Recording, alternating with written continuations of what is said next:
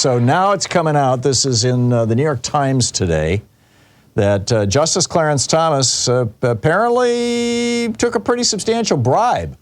And what's interesting is this was the year that he sold his autobiography for $1.5 million. So Thomas sells his autobiography for $1.5 million, and this wealthy healthcare industry executive who had loaned him $250,000 to buy this 40-foot luxury motor coach. These are, it's a Prevost Marathon LE Mirage XL. It's a brand favored by touring rock bands and the super wealthy. And this industry guy, this healthcare industry guy, Anthony Welters, bought the bus, or gave Clarence the money.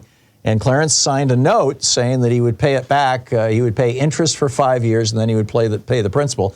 When 5 years came up, he had $1.5 million from selling his autobiography, but instead of paying off the debt, he just ignored it. Clarence Thomas, according to these reports, a $267,230 loan. Just the first paragraph from the New York Times, Joe Becker today. The justice failed to repay much, perhaps all, of the $267,230 loan. His benefactor wiped the slate clean with ethical and potential tax consequences. Now, Thomas has never declared this $267,000. He's never declared it as income. He's never declared it as an asset. Well, maybe he has as an asset. I don't know. I'm not sure that they have to declare assets, but he's never declared that as income.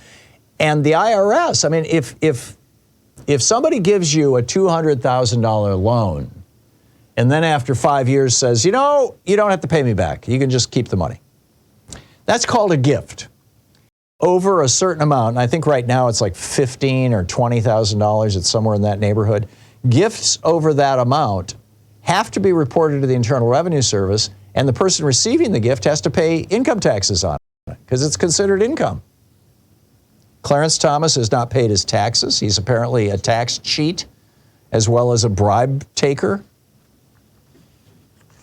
When is this guy going to get kicked out of the Supreme Court, or when is John Roberts going to convince him that it's time to pack it up?